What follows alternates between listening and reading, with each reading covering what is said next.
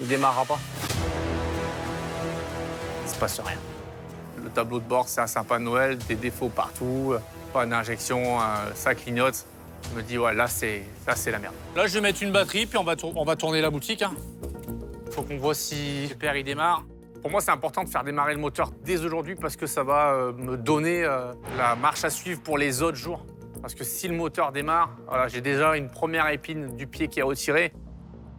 Avant de peut-être s'enlever cette épine et savoir sur quel pied cette semaine de challenge va le faire danser, Julien doit avoir du jus pour tenter de démarrer. La batterie de l'ambulance est morte et il faut la changer. Faut que je me bouge un peu. Après, j'aimerais aller chercher ma donneuse. La fin de cette première journée approche à grands pas. Il reste un petit peu plus d'une heure à Julien pour terminer son diagnostic et trouver sa donneuse, en espérant que ce premier test moteur sur le Renault Trafic se passe bien. Je mets une batterie neuve, je mets en route, et là...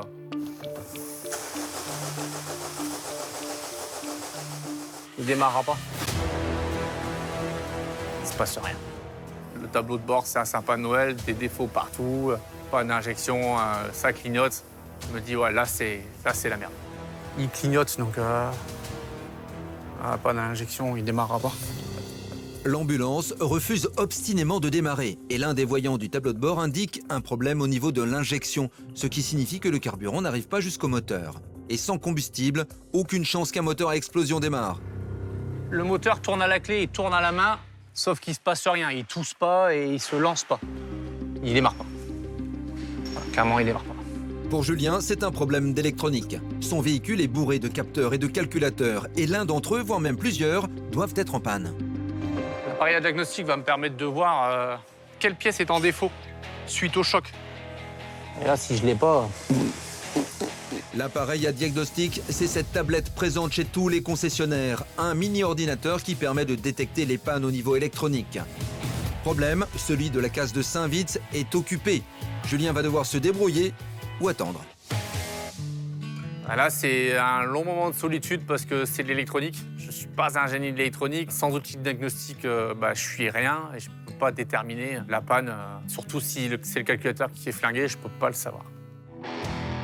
Sauf que dans Top Mécanique, il n'y a aucune place pour les états d'âme. Le mécano n'a pas le temps de tergiverser s'il veut réussir le défi de remettre en état son ambulance avant la fin de la semaine. Mais Julien est préparé. Être pompier, c'est savoir prendre des décisions en urgence. Le meilleur choix, c'est peut-être pas d'essayer de remettre en route celui-ci, autant prendre sur la donneuse et déposer et enquiller le nouveau moteur par là, en fait. Même pas le choix. Je change d'idée sur le fait de ne pas diagnostiquer mon véhicule. Je suis pas intimement convaincu que ce véhicule, débloqué avec l'outil de diagnostic, démarre.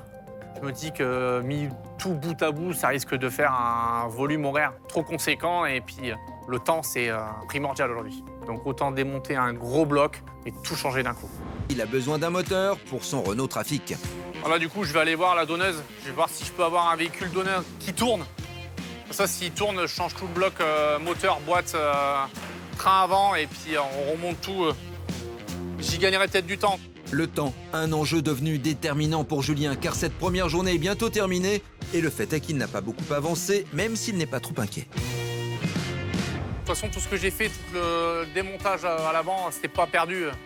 J'ai pas perdu de temps, j'ai déjà avancé le travail. Là, je vais aller voir si je peux trouver une donneuse.